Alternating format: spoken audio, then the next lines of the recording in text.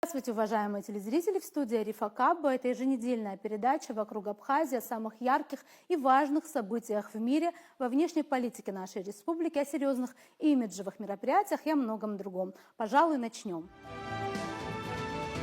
В нашем предыдущем выпуске мы немного коснулись темы официального визита абхазской делегации в Сирию. В сегодняшнем выпуске мы намерены представить вам более подробную информацию, причем из первых уст. Напомним, что в конце июня министр иностранных дел Абхазии Олег Барцыц с рабочим визитом посетил Дамаск. Это, кстати, был первый такой визит после смены власти в Сирии, и проходил он в атмосфере бесконечных попыток Грузии как-то повлиять через Турцию на новые власти в Дамаске, которые, по мнению Тбилиси, должны якобы пересмотреть признание независимости Абхазии. По данным грузинского парламента, председатель комитета по внешним связям Николас Самхарадзе встретился со своим турецким коллегом Фуатом Актаем 18 июня. В ходе встречи Самхарадзе предоставил Актаю, цитата, «обновленную информацию о ситуации в оккупированных регионах Грузии» и попросил его оказать содействие в посредничестве с новообразованным сирийским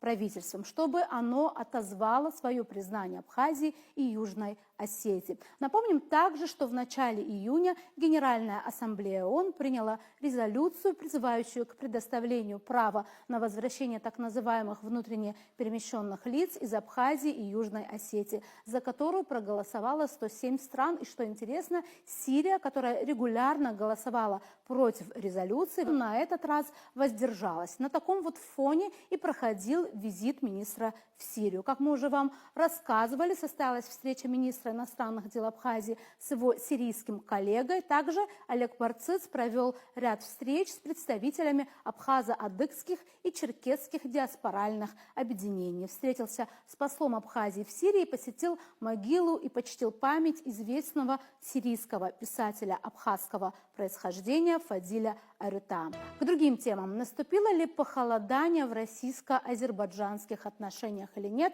Эта тема, пожалуй, стала одной из важнейших в регионе в последние дни. На эту тему высказываются многие аналитики и эксперты. Сказал свое слово и политолог Сергей Маркедонов. В журнале «Профиль» вышла его статья под названием «Из-за чего испортились отношения Москвы и Баку». И вот основные тезисы этой статьи. В российско-азербайджанских отношениях началось похолодание, причем уже второе за год. В этих условиях стоит задуматься, случайны или закономерны такие колебания политического климата, задается вопросом Маркедонов. Газета «Коммерсант» даже утверждает, что двусторонние отношения, цитата, вошли в самый острый кризис в постсоветской истории. Остроту нынешнего кризиса ни в коем случае нельзя недооценивать, но думается, что корни этого разлада уходят намного глубже. И трагическая история со сбитым лайнером, и история с задержаниями в Екатеринбурге лишь усугубили системные проблемы, которые годами предпочитали не замечать, повторяя как мантры слова о партнерстве и союзничестве, не видя или не желая видеть принципиальные разночтения и расхождения, отмечает эксперт. Весь постсоветский период отношения Москвы и Баку развивались нелинейно, пишет Маркедонов. На протяжении последнего десятилетия 20 века на Южном Кавказе не Грузия, а Азербайджан или Армения были главной проблемой для России. Вехой, от которой принято отсчитывать новый период в двусторонних отношениях, стал визит Владимира Путина в Баку в январе 2001 года. Затем российский лидер еще 7 раз посещал Прикаспийскую республику. В феврале 2022 года Москва и Баку подписали декларацию о стратегическом взаимодействии. Этому не помешало, что днем ранее Россия признала независимость Донецкой и Луганской народных республик. Однако на протяжении последних 24 лет наши отношения не были безоблачными. Для Азербайджана приоритетом было восстановление территориальной целостности,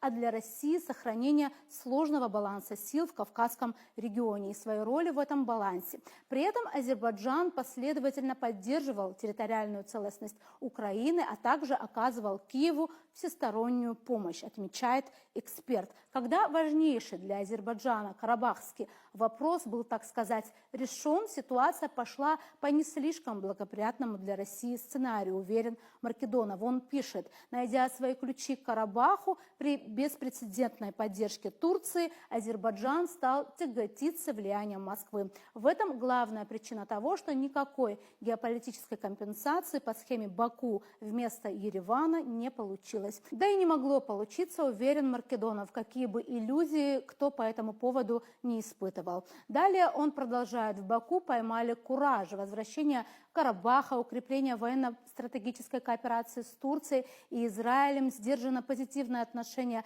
к Азербайджану на Западе, купирование проблем и противоречий с Ираном превращают Прикаспийскую республику в весомую региональную единицу. К сожалению, этот процесс сопровождается определенным головокружением от успехов. И любой инцидент становится лыком в строку, но не инциденты, возникающие время от времени, создают проблемы, а системные расхождения в целеполагании двух стран. Это не делает кризис вечным и неразрешимым, но понимать фундаментальные вещи, не сводя все к тактическим сюжетам, необходимо, уверен политолог Сергей Маркедонов. На этом сегодня все. Будем продолжать держать руку на пульсе событий. До новых встреч в эфире.